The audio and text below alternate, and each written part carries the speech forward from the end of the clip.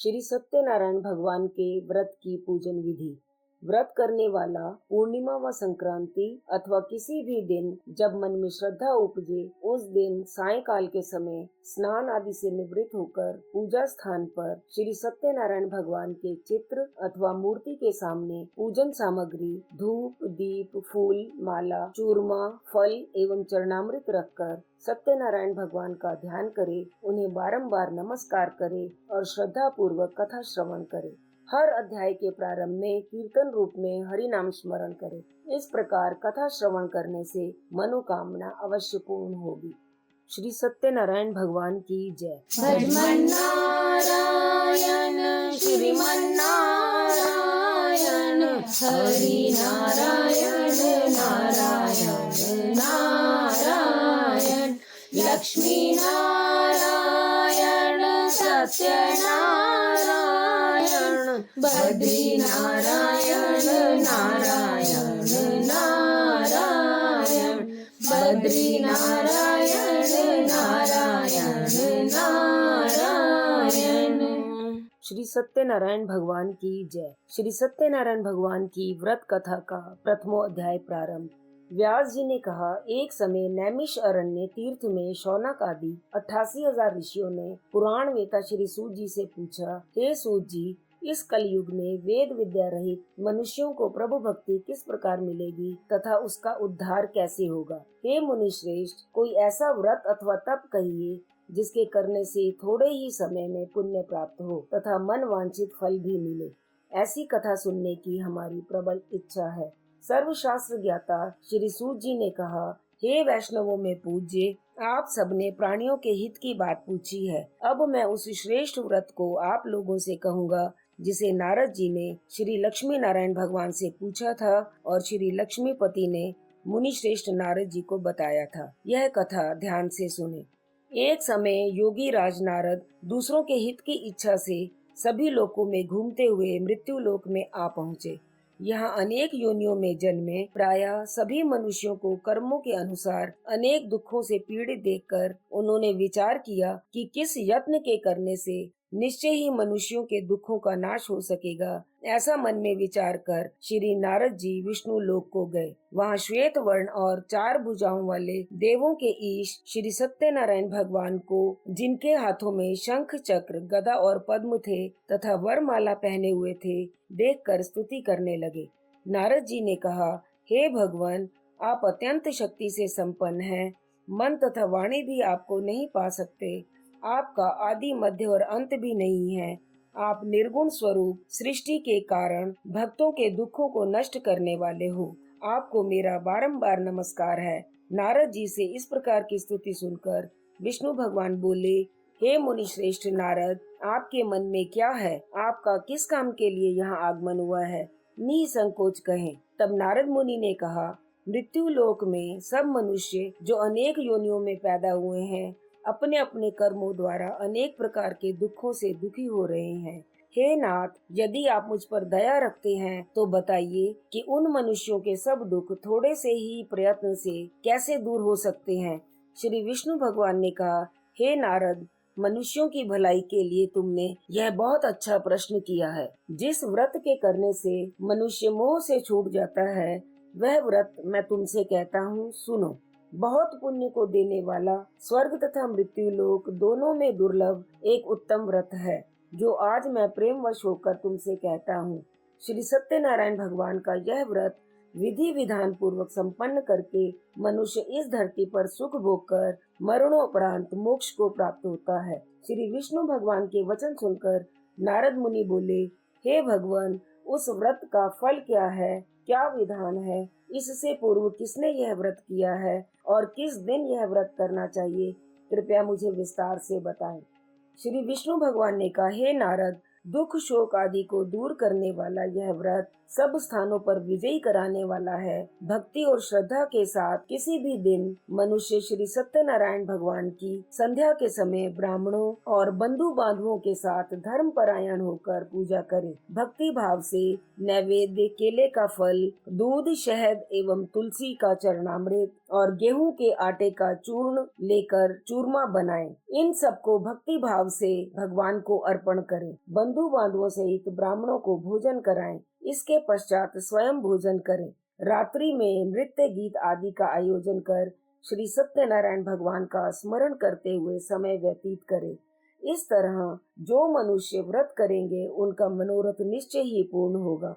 विशेष रूप से कली काल में मृत्यु लोक में यही एक लघु उपाय है जिससे अल्प समय और अल्प धन में महान पुण्य प्राप्त हो सकता है। इति श्री सत्यनारायण व्रत कथा का प्रथमो अध्याय संपूर्ण।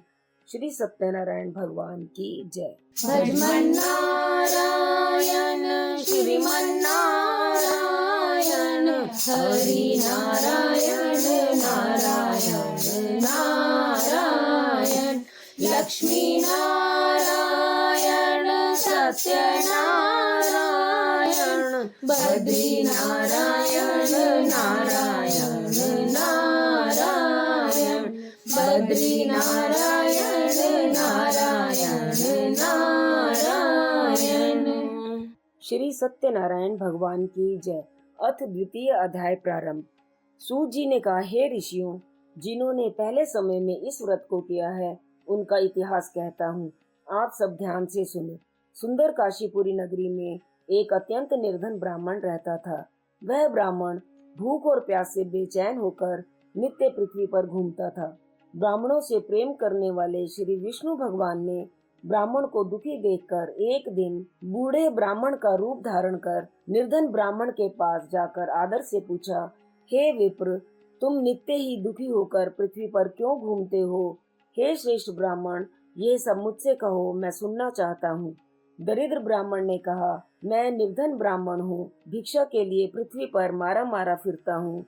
हे भगवान, यदि आप इससे छुटकारा पाने का कोई उपाय जानते हो तो कृपया कर मुझे बताएं। वृद्ध ब्राह्मण का रूप धारण किए हुए श्री विष्णु भगवान ने कहा, हे ब्राह्मण, श्री सत्यनारायण भगवान मनोवांछित फल देने वाले हैं, इसलिए तुम उनका पूजन करो, जिसके करने से मनुष्य सब दुखों से मुक्त हो जाता है। दरिद्र ब्राह्मण को व्रत का सारा विधान बतलाकर बूढ़े ब्राह्मण का रूप धारण करने वाले श्री सत्यनारायण भगवान अंतर्ध्यान हो गए। जिस व्रत को वृद्ध ब्राह्मण ने बतलाया है, मैं उसको अवश्य करूँगा, यह निश्चय कर वह दरिद्र ब्राह्मण घर चला गया। परंतु उस रात्रि उस दरिद्र ब्राह्मण को नींद नहीं आई। अगले दिन वह जल्दी उठा और श्री सत्यनारायण भगवान का व्रत करने का निश्चय कर भिक्षा मांगने के लिए चल दिया। उस दिन उसको भिक्षा में बहुत अधिक धन मिला, जिससे उसने पूजन का सब सामान खरीदा और घर आकर अपने बंधु बांधवों के साथ भगवान श्री सत्यनारायण का व्रत किया। इसके करने से वह दरिद्र ब्राह्मण सब दुखों से छूटकर अनेक प्रकार की संपत्तियों से युक्त हो गया। उस समय से वह विप्र यानी धनी ब्राह्मण हर मास व्रत करने लगा। सत्यनारायण भगवान के व्रत को जो शास्त्र विधि के अनुसार श्रद्धा पूर्वक करेगा, वह सब पापों से छूटकर मोक्ष को प्राप्त होगा। आगे जो मनुष्य पृथ्वी पर श्री सत्यनारायण भगवान का व्रत करेगा, वह सब दुखों से छूट जाएगा। इस तरह नारद जी से सत्यनारायण भगवान का कहा हुआ यह व्रत मैंने तुमसे कहा। हे विप्रो, अब और क्या सुनना चाहते हैं, मुझे बताएं। ऋषियों ने कहा, हे मुनीश्वर, संसार में इस ब्राह्मण से सुनकर किस किस ने इस व्रत को किया, हम सब सुनना चाहते हैं। इसके लिए हमारे मन में श्रद्धा है। श्री सूत जी ने कहा, हे मुनियों, जिस जिस प्राणी ने इस व्रत को किया है, उन सब की कथा सुनो। एक समय वह ब्राह्मण धन और ऐश्वर्य के अनुसार बंधु बांधवों के साथ अपने घर पर व्रत कर रहा था। उसी समय एक लकड़ी बेचने वाला बूढ़ा लकड़हारा वहां आया। उसने सिर पर रखा लकड़ियों का गट्ठर बाहर रख दिया और उस ब्राह्मण के मकान में चला गया। प्यास से दुखी लकड़हारे ने ब्राह्मण को व्रत करते देखा। वह प्यास को भूल गया। उसने ब्राह्मण को नमस्कार किया और पूछा, हे विप्र, यह किसका पूजन एवं व्रत कर रहे हैं और इस पूजन एवं व्रत करने से क्या फल मिलता है, कृपा करके मुझे बताएं। ब्राह्मण ने कहा, सब मनोकामनाओं को पूरा करने वाला यह श्री सत्यनारायण भगवान का व्रत है। इन्हीं की कृपा से मेरे यहाँ धन धान्य आदि की वृद्धि हुई है। विप्र से इस व्रत के बारे में जानकर वह लकड़हारा बहुत प्रसन्न हुआ। भगवान का चरणामृत ले और भोजन ग्रहण कर बाद में अपने घर को चल दिया। अगले दिन लकड़हारे ने अपने में संकल्प किया कि आज ग्राम में लकड़ी बेचने से जो धन मिलेगा उसी से भगवान सत्यनारायण का उत्तम व्रत करूंगा। यह मन में विचार कर वह लकड़हारा लकड़ियों का गट्ठर अपने सिर पर रखकर जिस नगर में धनवान लोग रहते थे ऐसे सुंदर नगर में गया। उस दिन उसे लकड़ियों का दाम पहले दिनों से चौगुना मिला। तब वह बूढ़ा लकड़हारा अति प्रसन्न होकर पक्के केले, शक्कर, शहद, घी, दुग्ध, दही और गेहूं का चूर्ण इत्यादि श्री सत्यनारायण भगवान के संपूर्ण व्रत की सामग्री लेकर अपने घर आ गया। फिर उसने अपने बंधु बांधुओं को बुलाकर विधि विधान के साथ भगवान का पूजन और व्रत किया। उस व्रत के प्रभाव से वह बूढ़ा लकड़हारा धन पुत्र आदि से युक्त हुआ और संसार के समस्त सुख भोग कर अंत में बैकुंठ को चला गया। इति श्री सत्यनारायण व्रत कथा का 2य अध्याय संपूर्ण। श्री सत्यनारायण भगवान की जय। भजमन नारायण श्रीमन नारायण हरि नारायण नारायण नारायण लक्ष्मी नारायण सत्य नारायण बद्री नारायण नारायण नारायण बद्री नारायण नारायण नारायण। श्री सत्यनारायण भगवान की जय। अथ 3य अध्याय प्रारंभ। श्री सूत जी ने कहा, हे श्रेष्ठ मुनियों, अब आगे की एक कथा कहता हूँ। पूर्व काल में उल्कामुख नाम का एक महान बुद्धिमान राजा था। वह सत्य वक्ता और जितेंद्रिय था। प्रतिदिन देव स्थानों पर जाता तथा गरीबों को धन देकर उनके कष्ट दूर करता था। उसकी पत्नी कमल के समान मुख वाली और सती साध्वी थी। भद्रशिला नदी के तट पर उन दोनों ने श्री सत्यनारायण भगवान का व्रत किया। उस समय वह साधु नामक एक वैश्य आया। उसके पास व्यापार के लिए बहुत सा धन था। वह वैश्य नाव को किनारे पर ठहराकर राजा के पास आया। राजा को व्रत करते हुए देखकर उनसे विनय के साथ पूछा, हे राजन, भक्ति युक्त चित्त से ये आप क्या कर रहे हैं? मेरी सुनने की इच्छा है, कृपया मुझे आप बताइए। महाराज उल्कामुख ने कहा, हे साधु वैश्य, मैं अपने बंधु बांधवों के साथ पुत्र आदि की प्राप्ति के लिए महान शक्तिमान श्री सत्यनारायण भगवान का व्रत व पूजन कर रहा हूँ। राजा के वचन सुनकर साधु नामक वैश्य ने आदर से कहा, हे राजन, मुझे भी इसका संविधान बताएं। मैं भी आपके कथनानुसार इस व्रत को करूंगा। मेरे भी कोई संतान नहीं है। मुझे विश्वास है कि इससे निश्चय ही मेरे भी संतान होगी। राजा से सब विधान सुन व्यापार से निवृत्त हो वह वैश्य आनंद के साथ अपने घर आया। वैश्य ने अपनी पत्नी से संतान देने वाले उस उत्तम व्रत का समाचार सुनाया और प्रण किया कि जब मेरे संतान होगी तब मैं इस व्रत को करूंगा। साधु ने यह वचन अपनी पत्नी लीलावती से भी कहे। एक दिन उसकी पत्नी लीलावती आनंदित हो सांसारिक धर्म में प्रवृत्त होकर श्री सत्यनारायण भगवान की कृपा से गर्भवती हो गई। 10वें महीने में उसने एक सुंदर कन्या को जन्म दिया। दिनों दिन वह कन्या इस तरह बढ़ने लगी जैसे शुक्ल पक्ष का चंद्रमा बढ़ता है। कन्या का नाम कलावती रखा गया। तब लीलावती ने मीठे शब्दों में अपने पति को स्मरण दिलाया कि आपने जो भगवान का व्रत करने का संकल्प किया था, अब आप उसे पूरा करिए। साधु वैश्य ने कहा, हे प्रिय, मैं कन्या के विवाह पर इस व्रत को करूंगा। इस प्रकार अपनी पत्नी को आश्वासन दे वह व्यापार करने चला गया। कलावती पितृगृह में वृद्धि को प्राप्त हो गई। लौटने पर साधु ने जब नगर में सखियों के साथ अपनी पुत्री को खेलते देखा तो एक दूत को बुलाकर कहा कि मेरी पुत्री के लिए कोई सुयोग्य वर देख कर लाओ। साधु नामक वैश्य की आज्ञा पाकर दूत कंचन नगर पहुंचा और वहां खोज कर और देखभाल कर वैश्य की लड़की के लिए एक सुयोग्य वणिक पुत्र ले आया। उस सुयोग्य लड़के को देखकर साधु नामक वैश्य ने अपने बंधु बांधवों सहित प्रसन्नचित होकर अपनी पुत्री का विवाह उसके साथ कर दिया। दुर्भाग्य से वह विवाह के समय भी सत्यनारायण भगवान का व्रत करना भूल गया। इस पर श्री भगवान क्रोधित हो गए। उन्होंने वैश्य को श्राप दिया कि तुम्हें दारुण दुख प्राप्त होगा। अपने कार्य में कुशल साधु नामक वैश्य अपने जमाई यानी दामाद सहित नावों को लेकर व्यापार करने के लिए समुद्र के समीप स्थित रत्नसारपुर नगर में गया। दोनों ससुर जमाई चंद्रकेतु राजा के उस नगर में व्यापार करने लगे। एक दिन भगवान सत्यनारायण की माया से प्रेरित एक चोर राजा का धन चुराकर भागा जा रहा था।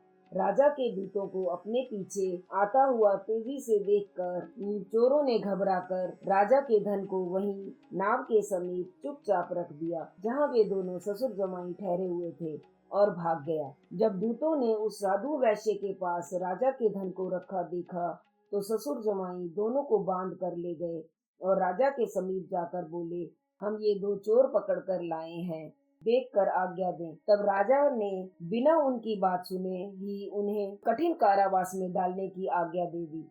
इस प्रकार राजा की आज्ञा से उनको कठिन कारावास में डाल दिया गया तथा उनका धन भी छीन लिया गया। सत्यनारायण भगवान के श्राप के कारण साधु वैश्य की पत्नी लीलावती व पुत्री कलावती भी घर पर बहुत दुखी हुई। उनके घर में रखा धन चोर चुरा कर ले गए। शारीरिक व मानसिक पीड़ा तथा भूख प्यास से अति दुखित हो भोजन की चिंता में कलावती कन्या एक ब्राह्मण के घर गई। उसने ब्राह्मण को श्री सत्यनारायण भगवान का व्रत करते देखा। उसने कथा सुनी तथा प्रसाद ग्रहण कर रात को घर आई। माता ने कलावती से पूछा, हे पुत्री, तू अब तक कहाँ रही व तेरे मन में क्या है? कलावती बोली, हे माता, मैंने एक ब्राह्मण के घर श्री सत्यनारायण भगवान का व्रत होते देखा है। कन्या के वचन सुनकर लीलावती ने सत्यनारायण भगवान के पूजन की तैयारी की। उसने परिवार और बंधुओं सहित श्री सत्यनारायण भगवान का पूजन व व्रत किया और वर मांगा कि मेरे पति और दामाद शीघ्र ही घर लौट आएं। साथ ही प्रार्थना की कि हम सबका अपराध क्षमा करो। श्री सत्यनारायण भगवान इस व्रत से संतुष्ट हो गए। उन्होंने राजा चंद्रकेतु को स्वप्न में दर्शन देकर कहा, हे राजन, जिन दोनों वैश्यों को तुमने बंदी बना रखा है वे निर्दोष हैं। उन्हें प्रातः ही छोड़ दो। उनका सब धन जो तुमने ग्रहण किया है लौटा दो, अन्यथा मैं तेरा धन, राज्य, पुत्र आदि सब नष्ट कर दूंगा। राजा से ऐसे वचन कहकर भगवान अंतर्ध्यान हो गए। प्रातः काल राजा चंद्रकेतु ने सभा में सबको अपना स्वप्न सुनाया और सैनिकों को आज्ञा दी कि उन दोनों वणिक पुत्रों को कैद से मुक्त कर सभा में लाया जाए। दोनों ने आते ही राजा को प्रणाम किया। राजा ने कोमल वचनों में कहा, हे महानुभावों, तुम्हें भाग्यवश ऐसा दारुण दुख प्राप्त हुआ है। अब तुम्हें कोई भय नहीं है, तुम मुक्त हो। ऐसा कहकर राजा ने उनको नए नए वस्त्र आभूषण पहनवाए तथा उनका जितना धन लिया था उससे दूना धन लौटाकर आदर के साथ विदा किया। दोनों वैश्य अपने घर को चल दिए। इति श्री सत्यनारायण व्रत कथा का 3य अध्याय संपूर्ण। श्री सत्यनारायण भगवान की जय। भजमन नारायण श्रीमन नारायण, हरि नारायण नारायण नारायण, लक्ष्मी नारायण सत्य नारायण, बद्री नारायण नारायण नारायण, बद्री नारायण नारायण नारायण। सत्यनारायण भगवान की जय। अथ 4th अध्याय प्रारंभ। श्री सूत जी ने आगे कहा, साधु नामक वैश्य ने मंगलाचार करके यात्रा आरंभ की और अपने नगर को चला। उनके थोड़ी दूर आगे बढ़ने पर दंडी वेशधारी श्री सत्यनारायण भगवान ने उससे पूछा, हे साधु, तेरी नाव में क्या है? अभिमानी वर्णिक हंसता हुआ बोला, हे दंडी, आप क्यों पूछते हैं? क्या धन लेने की इच्छा है? मेरी नाव में तो बेल और पत्ते आदि भरे हैं। वैश्य का कठोर वचन सुनकर दंडी वेशधारी श्री सत्यनारायण भगवान ने कहा, तुम्हारा वचन सत्य हो। ऐसा कहकर वे वहां से चले गए और कुछ दूर जाकर समुद्र के किनारे बैठ गए। दंडी महाराज के जाने के पश्चात वैश्य ने नित्य क्रिया से निवृत्त होने के बाद नाव को ऊंची उठा देखकर अचंभा किया तथा नाव में बेल पत्ते आदि देखकर मूर्छित हो जमीन पर गिर पड़ा। मूर्छा खुलने पर अत्यंत शोक प्रकट करने लगा। तब उसके जमाई ने कहा, आप शोक न करें, ये दंडी महाराज का श्राप है, अतः हमें उनकी शरण में ही चलना चाहिए, तभी हमारी मनोकामना पूर्ण होगी। जमाई के वचन सुनकर वह साधु नामक वैश्य दंडी महाराज के पास पहुंचा और अत्यंत भक्ति भाव से प्रणाम करके बोला, मैंने जो आपसे असत्य वचन कहे थे उनके लिए मुझे क्षमा करें। ऐसा कहकर महान शोकातुर हो रोने लगा। तब दंडी भगवान बोले, हे वणिक, मेरी आज्ञा से बार बार तुझे दुख प्राप्त हुआ है। तू मेरी पूजा से विमुख हुआ है। साधु नामक वैश्य ने कहा, हे भगवान, आपकी माया से ब्रह्मा आदि देवता भी आपके रूप को नहीं जान पाते, तब मैं अज्ञानी भला कैसे जान सकता हूँ। आप प्रसन्न होइए, मैं अपनी सामर्थ्य के अनुसार आपकी पूजा करूँगा। मेरी रक्षा करें और पहले के समान मेरी नौका को धन से परिपूर्ण कर दें। उसके भक्ति युक्त वचन सुनकर श्री सत्यनारायण भगवान प्रसन्न हो गए और उसकी इच्छा अनुसार वर देकर अंतर्ध्यान हो गए। तब ससुर व जवाई दोनों ने नाव पर आकर देखा कि नाव धन धान्य से परिपूर्ण है। फिर वह वैश्य भगवान सत्यनारायण का पूजन कर साथियों सहित अपने नगर को चला। जब वह अपने नगर के निकट पहुंचा, तब उसने एक दूत को अपने घर भेजा और दूत ने साधु नामक वैश्य के घर जाकर उसकी पत्नी को नमस्कार किया और कहा, आपके पति अपने दामाद सहित इस नगर के समीप आ गए हैं। लीलावती और उसकी कन्या कलावती उस समय भगवान का पूजन कर रही थी। दूत का वचन सुनकर साधु की पत्नी ने बड़े हर्ष के साथ सत्यदेव भगवान का पूजन पूर्ण किया और अपनी पुत्री से कहा, मैं अपने पति के दर्शन को जाती हूँ, तू कार्य पूर्ण कर शीघ्र आ जाना। परंतु कलावती पूजन एवं प्रसाद को छोड़कर अपने पति के दर्शन को चली गई। प्रसाद की अवज्ञा के कारण सत्यदेव ने रुष्ट हो उसके पति को नाव सहित पानी में डुबो दिया। कलावती अपने पति को न देखकर रोती हुई जमीन पर गिर पड़ी। नौका को डूबा हुआ तथा कन्या को रोता हुआ देख साधु नामक वैश्य दुखित हो बोला, हे प्रभु, मुझसे या मेरे परिवार से जो भूल हुई है उसे क्षमा करें। उसके दीन वचन सुनकर सत्यदेव भगवान प्रसन्न हो गए और आकाशवाणी हुई, हे वैश्य, तेरी कन्या मेरे प्रसाद को छोड़कर आई है, इसीलिए इसका पति अदृश्य हुआ है। यदि वह घर जाकर प्रसाद खाकर लौटे तो इसे इसका पति अवश्य मिलेगा। आकाशवाणी सुनकर कलावती ने घर पहुंचकर प्रसाद खाया और फिर आकर अपने पति के दर्शन किए। तत्पश्चात साधु वैश्य ने वहीं बंधु बांधवों सहित सत्यदेव का विधि पूर्वक पूजन किया। वह इस लोक का सुख भोग कर अंत में स्वर्ग लोक को गया। इति श्री सत्यनारायण व्रत कथा का 4th अध्याय संपूर्ण। श्री सत्यनारायण भगवान की जय। भजमन नारायण श्रीमन नारायण, हरि नारायण नारायण नारायण, लक्ष्मी नारायण सत्य नारायण, बद्री नारायण नारायण नारायण, बद्री नारायण नारायण नारायण। श्री सत्यनारायण भगवान की जय। अथ 5वां अध्याय प्रारंभ। श्री सूत जी ने आगे कहा, हे ऋषियों, मैं एक और भी कथा कहता हूँ, सुनो। प्रजा पालन में लीन तुंगध्वज नाम का एक राजा था। उसने एक स्थान पर ग्वालों को श्री सत्यनारायण भगवान का व्रत एवं पूजन करते देखा। अभिमानवश वह वहां रुका नहीं और प्रसाद का त्याग कर वह अपने नगर को चला गया। नगर में पहुंचकर उसने देखा कि उसका सब कुछ नष्ट हो गया है। वह समझ गया कि यह सब भगवान श्री सत्यनारायण ने किया है। तब वह उसी स्थान पर वापस आया और ग्वालों के समीप जाकर विधि पूर्वक पूजन कर एवं क्षमा याचना कर प्रसाद खाया। तब श्री सत्यनारायण भगवान की कृपा से सब कुछ पहले जैसा ही हो गया और दीर्घ काल तक सुख भोग कर मरणोपरांत स्वर्ग लोक को चला गया। जो मनुष्य इस परम दुर्लभ व्रत को करेगा, श्री सत्यनारायण भगवान की कृपा से उसे धन धान्य की प्राप्ति होगी। निर्धन धनी और बंदी बंधन से मुक्त होकर निर्भय हो जाता है। संतानहीन को संतान प्राप्त होती है तथा सब मनोरथ पूर्ण होकर अंत में वह वैकुंठ धाम को जाता है। जिन्होंने पहले इस व्रत को किया, अब उनके दूसरे जन्म की कथा भी सुनिए। शतानंद नाम का वृद्ध ब्राह्मण ने सुदामा के रूप में जन्म लेकर श्री कृष्ण की भक्ति कर मोक्ष प्राप्त किया। उल्का मुख नाम के महाराज राजा दशरथ बने और श्री रंगनाथ का पूजन कर वैकुंठ को प्राप्त हुए।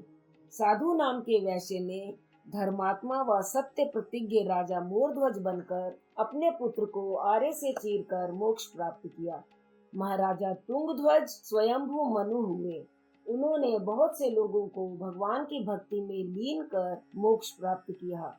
लक्कड़हारा अगले जन्म में गुह नामक निषाद राजा हुए, जिसने भगवान राम के चरणों की सेवा कर मोक्ष प्राप्त किया। इति श्री सत्यनारायण व्रत कथा का 5वां अध्याय संपूर्ण।